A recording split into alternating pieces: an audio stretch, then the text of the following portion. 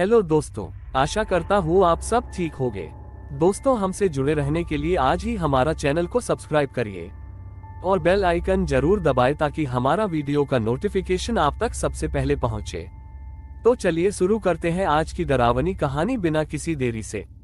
एक समय की बात है, अकालगढ़ में कभी भी अकाल नहीं पड़ा था, तब भी इसका नाम अकालगढ़ था, और अकाल अब पड़ता है तब भी इस गांव का नाम अकालगढ़ है।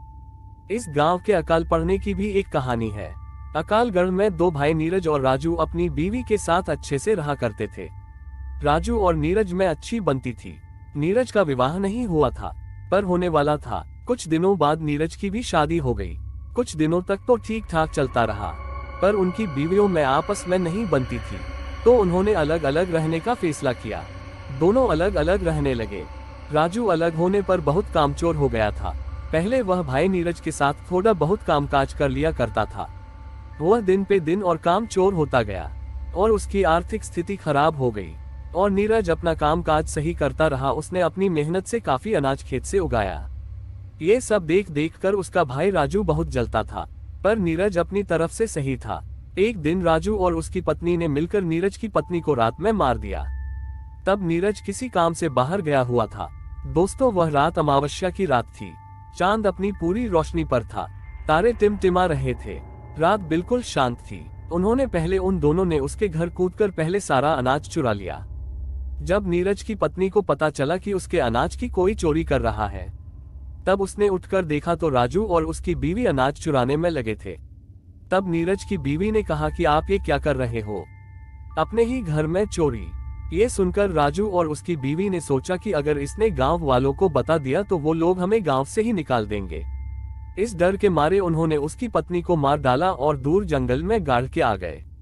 सुबह जब नीरज घर पहुंचा तो देखा कि उसका अनाज नहीं है। थोड़ा बहुत बचा था, वह भी बिखरा पड़ा था। जब उसने अपनी पत्नी को आवाज लगाई पर कोई जवाब नहीं आया। उसने सारे घर को छान डाला पर वो कहीं नहीं मिली। फिर उसने अपनी भाभी से पूछा कि मेरी बीवी कहाँ गई, तो उसने हड़बड़ा के बोला मुझे नहीं पता, कल शाम तक तो घर पर ही थी। इतना पूछकर उसने पड़ोसियों से पूछा तो किसी ने कहा पता नहीं, और किसी ने बताया शाम तक तो घर पर ही थी। वो बहुत घबरा गया और कुछ लोगों को बताया कि घर का सारा अनाज किसी ने चुरा लिया है और मेरी बीवी का भी पता नहीं है कि कहाँ है वो। उसने घर जाके फिर देखा तो उसे उन गेहूं से एक चाकू मिला और कुछ खून भी पड़ा था। उसे सब कुछ समझ में आ गया कि उसे किसी ने मार के सारा अनाज चुरा लिया है। तब उसने अपनी छत पर जाकर देखा तो उसे कुछ अनाज भी गिरा मिला, तो उसे अपने भाई राजू पर शक हुआ। पर नीरज वैसे भी अपने भाई राजू की बहुत इज्जत करता था, इसलिए उसने कुछ कहा नहीं। तब एक दिन राजू ने कहा कि तू अकेला मत रह, हमारे साथ ही आजा, हम साथ ही रहेंगे। वह राजू को मना तो नहीं कर सकता, इसलिए वह उसके साथ मन मार के रहने लगा। गांव के कुछ लोग उसकी बीवी को गंदी औरत कहने लगे और कहते थे कि सारा अनाज लेकर भाग गई, बेचारा नीरज अकेला रह गया, चुड़ैल कहीं की। ये सब बातें उसे सुनने को मिल रही थी। वह बेचारा क्या करता, अपने भाई को कुछ नहीं कह सकता था।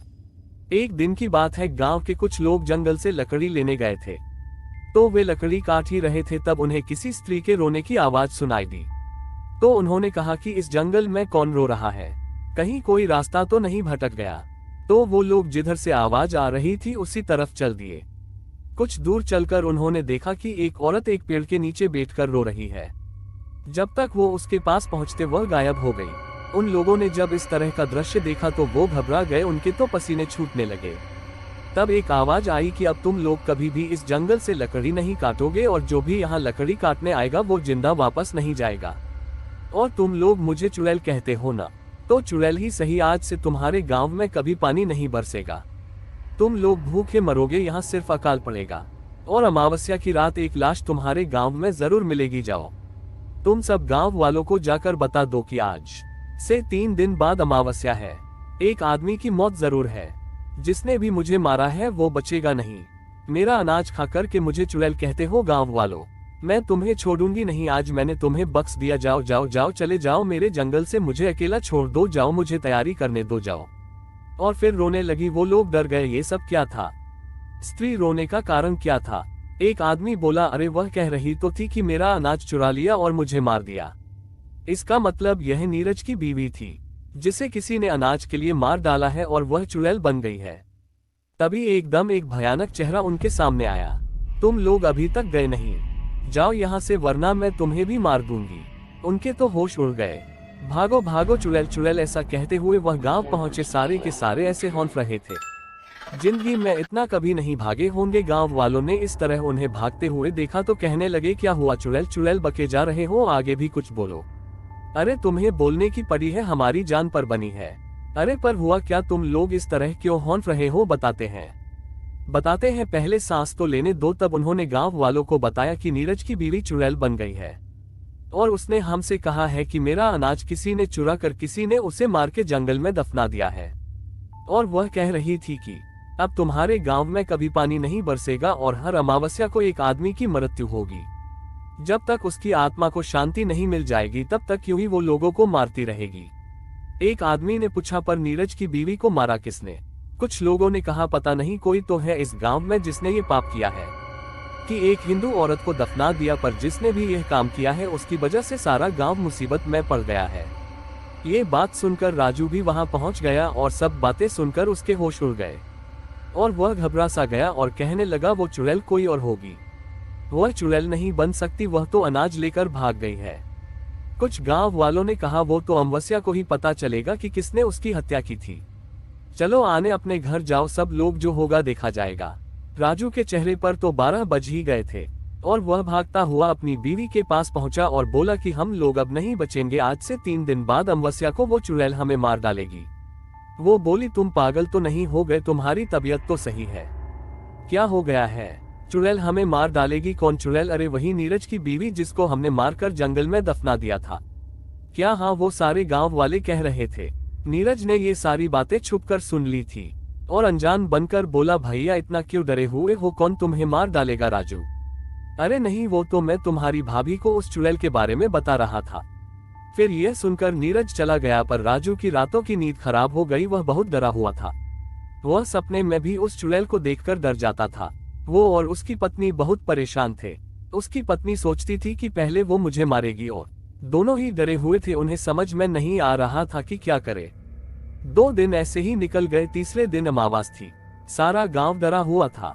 सब लोग यही बात कर रहे थे, पता नहीं आज किसकी मौत है। शाम होते ही सब लोग दरवाजा बंद करके सो गए। रात के 12 बज गए थे, सारा गांव जाग रहा था। नीरज तो बेफिक्र होकर बाहर ही सो रहा था।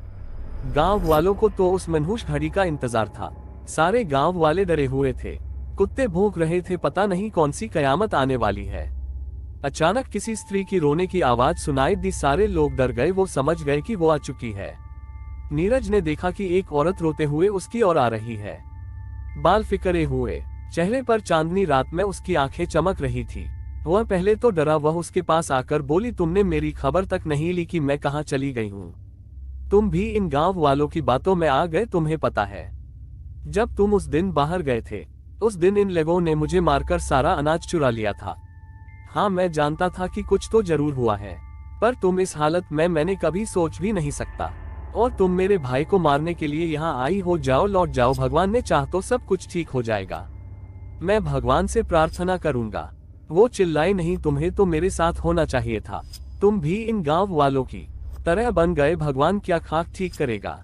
अब मैं इस गांव को बर्बाद करूंगी। और तुम्हें क्या लगता है कि मैं तुम्हारे कहने पर तुम्हारे भाई को छोड़ दूंगी? नहीं, मैं इस दिन के लिए कितना रोई हूँ और कितना तपी हूँ, मैं उसे नहीं छोड़ने वाली। उन दोनों में से एक की मौत आज जरूर है। नीरज, नहीं, तुम ऐसा नहीं कर सकती, तुम मेरे बीच में मत आओ। नहीं, मैं भूल जाऊंगी कि तुम मेरे पति हो, हट जाओ। उसने उसे रोकने की कोशिश की। उसने नीरज को ऐसा धक्का मारा, नीरज हवा में उड़ाता हुआ जमीन पर आ गिरा और वह बेहोश हो गया। ये सब राजू की बीवी गेट के छेद से देख रही थी।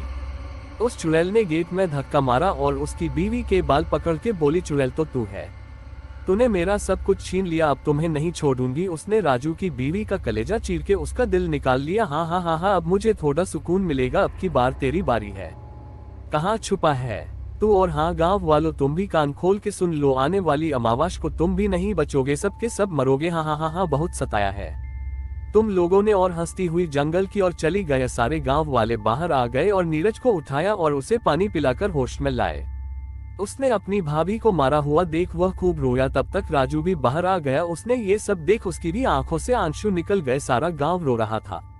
सुबह उसके शव को जलाया। सारे गांव वाले राजू से भला बुरा कह रहे थे कि इसकी वजह से हम सब लोग एक दिन ऐसे ही मरेंगे। सारे गांव वाले, हाँ, इसकी ही वजह से हमारे लिए यह मुसीबत खड़ी हुई है।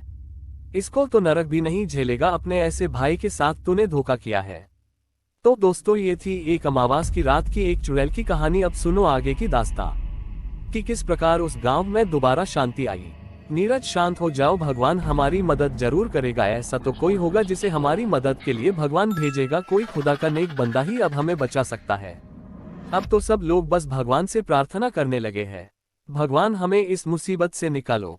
हे प्रभु, अब तो हम तुम्हारी शरण में हैं। तो दोस्तों, भगवान भी बड़े दयालु ही, तुरंत क्षमा भी कर देते हैं। तो उस गांव में किसी की मौत आने से पहले भगवान ने एक फरिश्ते को उस गांव में भेज दिया। उसका नाम विराट था। वह भगवान को मानने वाला एक नेक बंदा था। वह किसी काम से वहां से गुजर रहा था। रात होने वाली थी, इसलिए उसने सोचा कि क्यों न मैं रात भर यहीं ठहर जाऊं। वह उस गांव की ओर चल दिया, कमर में तलवार लटकाए हुए। वो राजाओं जैसे कपड़े पहने हुए वह पहुंचा गांव में। अजनबी को देखकर कुछ लोगों ने पूछा कि तुम कौन हो, कहां से आए हो। उसने कहा कि मैं विराट हूं और किसी काम से यहाँ से गुजर रहा था। रात होने वाली है तो सोचा क्यों ना मैं यहाँ रात भर रुक जाऊं। एक गांव वाले ने पूछा, अच्छा तुम ही वो विराट हो जिसे लोग भगवान का भेजा हुआ फरिश्ता कहते हैं। उसने कहा, हाँ, कुछ लोग कहते हैं। सब लोग उसके पैरों में गिर पड़े। भगवान ने हमारी सुन ली। तुम जैसे फरिश्ते को भेज दिया, हमें बचा लो विराट, हमें बचा लो, हमें उस चुड़ैल से बचा लो। तुम ही हो जो हमारी मदद कर सकते हैं। विराट ने कहा, अरे ये क्या कर रहे हो, पहले खड़े हो जाओ। फिर सब खड़े हो गए। अब बताओ बात क्या है, तुम इतने घबराए हुए क्यों लग रहे हो। तो गांव वालों ने कहा, वो चुड़ैल हम सबको मार डालेगी। विराट ने कहा, अरे मैं आ गया हूँ ना, सब कुछ ठीक हो जाएगा। आओ अब सारे बताओ मुझे क्या हुआ है। तब गांव वालों ने सब कुछ बता दिया और राजू और नीरज को बुलाया और कहा, राजू, तुमसे जो लालच में जो कुछ हुआ बुरा हुआ उसे तुम भूल जाओ और हमारा साथ देकर इस गांव को बचाओ। और नीरज, तुम अपने बड़े भाई को माफ कर दो। नीरज ने कहा, मैं तो भाई से कभी गुस्सा भी नहीं हुआ, मगर आप लोगों को लगता है कि मैं गुस्सा हूँ। तो भाई मुझे माफ कर देना। और उसने राजू के पैर छू लिए। राजू ने उसे उठाकर गले लगा लिया। दोनों की आंखों से आंसू निकल रहे थे। तब विराट ने कहा, हमारे पास कल का वक्त है और परसों अमावास है। तुम लोगों को किस किस चीज का इंतजाम करना है मैं बताऊंगा। अब आप लोग निडर होकर अपने घरों में सो जाइए, सुबह मैं सबको बता दूंगा। विराट को गांव वालों ने बढ़िया पकवान, मिठाइयां और खूब मेहमान नवाजी की और बढ़िया बिस्तर पर सुलाया। सुबह होकर विराट ने सब गांव वालों को इकट्ठा होने को कहा। थोड़ी देर में सारा गांव इकट्ठा हो गया। तब उसने सबको बताया, हम सबको मिलकर उस चुड़ैल को मारना होगा। मैं सबको बताता हूँ हमें क्या करना है। कल रात पूरे गांव में उजाला होना चाहिए, कोई भी घर बिन उजाले के नहीं होना चाहिए। पूरे गांव को दीपावली की तरह सजा दो और सब लोग घर से बाहर होने चाहिए मेरी नजरों के सामने। और राजू, तुम अपने घर में हवन की सामग्री के साथ वहां बैठोगे, मैं यहाँ से मंत्र पढ़ूंगा और तुम आहुति दोगे। और नीरज, तुम जंगल में 2 लोगों के साथ उस चुड़ैल की कब्र को खोदकर उसके शरीर को जलना होगा। मैं तुम्हें कल सुबह यहीं मिलूंगा। अब सब लोग तैयारी करो। उस दिन की रात कब बीते सबको यही इंतजार था। सुबह होते ही विराट ने सब गांव वालों को इकट्ठा किया और कहा, तैयारी हो चुकी है। गांव वाले, हाँ, हमने अपने घर में खूब सारे दीपक तैयार करके रख दिए हैं। सारी तैयारी हो गई है। शाम होते ही उसने नीरज से कहा, तुम 2 लोग लेकर ये लो अभिमंत्रित नींबू, ये तुम्हें वह कब्र कहाँ है ये बताएगा। ये जहां भी लाल हो जाए वही उसकी कब्र है। और ये लो लहसुन की मालाएं अपने अपने गले में डाल लो, इससे वो तुम्हें छू भी नहीं पाएगी। चाहे वो कुछ भी करे तुम डरना मत। वो किसी भी तरह तुमसे इस माला को उतारने की कोशिश करेगी, पर तुम ये गलती मत करना वरना वो तुम्हें मार देगी। अब तुम लोग जाओ, अपना ध्यान रखना। वो लोग फावड़े उठाकर जंगल की ओर चले गए। इधर सब लोग इकट्ठे होकर बैठे उस चुड़ैल का इंतजार कर रहे थे। उधर राजू अपना आसन लगाए हुए हवन पर बैठा था। रात के 12 बज रहे थे कि किसी के पैरों की आहट सुनाई दी। सब लोग उधर देखने लगे तो क्या देखते हैं कि बाल फिकरे हुए सफेद साड़ी में एक औरत चली आ रही है। उसने गांव में रात रोशनी देख वह रुकी और फिर आगे बढ़ी। उसने देखा कि सारे गांव वाले बाहर बैठे हैं, जैसे कि उन्हें बिल्कुल डर नहीं किसी बात का। वह जोर से चिल्लाए, अरे मूर्खों, मरने की इतनी जल्दी है। हाँ हाँ हाँ हाँ, तो ये लो। उसने जोर से हवा चलाई कि सारे दीपक बुझ गए। सारे गांव में अंधेरा हो गया। सारे लोग डरने लगे। वह कभी इधर दिखे कभी उधर। वो बोली कि अब तुम सब लोग मरोगे। ऐसा होते देख विराट ने कहा, रुक जाओ, इन गांव वालों को छोड़ मुझसे लड़। इनसे मैंने कहा था ये सब करने को। चुड़ैल बोली तू कौन है? वह बोला मेरा नाम विराट है और तुम किसी को बिना नुकसान किए हुए यहाँ से चली जाओ वरना मुझे तुम्हें मारना पड़ेगा। फिर चुड़ैल ने कहा तू मुझे मारेगा? यह मुझे मारेगा, ये ले। उसने उसको अपनी शक्ति से बहुत दूर फेंक दिया और वह दीवार से जा टकराया। विराट ने कहा इसे सबक सीखना ही पड़ेगा। उसने अपनी तलवार निकाली और उस पर हमला कर दिया। वह एकदम गायब हो गई, उसका वार खाली निकल गया। अब वो गायब हो गई, बस आवाज सुनाई दे रही थी। विराट ने भगवान से प्रार्थना की और आंखें खोली। अब उसे वह चुड़ैल दिखाई देने लगी। उसने अपनी तलवार से उसके चोट पहुंचा दी। अब वह अपने को हारता देख वह राजू की और लपकी। विराट ने मंत्र पढ़ना शुरू किए। हे प्रभु, मैं अपने पापों को कबूल करता हूँ, मुझे माफ कर दो, मैं आगे से कभी ऐसी भूल नहीं करूंगा। यही राजू दोहरा रहा था और वह हवन में आहुति दे रहा था। वह उसके ऊपर लपकी। उससे पहले ही विराट ने अपनी तलवार निकाली और उसके पेट में घुस दी। तलवार उसके पेट को चीरते हुए पार निकल गई। वो चिल्लाया आ। वो भागती हुई जंगल की ओर चली गई। उधर नीरज और उसके दोस्तों को वो कब्र मिल गई। वो उसे खोद ही रहे थे कि उन्हें किसी के चिल्लाने की आवाज आई। वो समझ गए कि चुड़ैल आ रही। उनके खोदने की स्पीड बढ़ी और उसकी लाश को निकाला। वो उस लाश को निकाल पाए ही थे कि वह वहां आ पहुंची। वो उन पर झपटी। जैसे ही उसने उन पर हमला करना चाहा, वह चीख कर ददोर जा गिरी। वह लहसुन को देखकर दूर से ही चिल्लाई जा रही थी, उसे मत छुओ, उसे मत जलाओ। तब तक विराट भी उसका पीछा करते हुए वहां आ पहुंचा। उसने कहा जल्दी से इस शरीर को जला दो। उनके तो हाथ कांप रहे थे, माचिस भी नहीं जल रही थी और वह चिल्लाई जा रही थी नहीं मुझे छोड़ दो, उसे मत जलाओ। माचिस जलते ही उसने उसमें आग लगा दी। शरीर जलने लगा और वह भी जलने लगी। वो आ नहीं मुझे छोड़ दो, मुझ पर रहम करो आ और वह राख के ढेर में परिवर्तित हो गई। विराट ने उन तीनों को शाबाशी दी और वह गांव वापस आ गए। सारे गांव वाले अब बहुत खुश थे। सब ने विराट का धन्यवाद किया। सुबह होते ही विराट ने कहा अब मुझे चलना चाहिए। सब गांव वालों की आंखों में आंसू आ गए और सबको राम राम करके विराट आगे बढ़ गया। तो दोस्तों, आज की कहानी में बस इतना ही। आशा करता हूँ आपको हमारी ये कहानी जरूर पसंद आई होगी। चलिए मिलते हैं अब अगली कहानी में, तब तक के लिए बाय।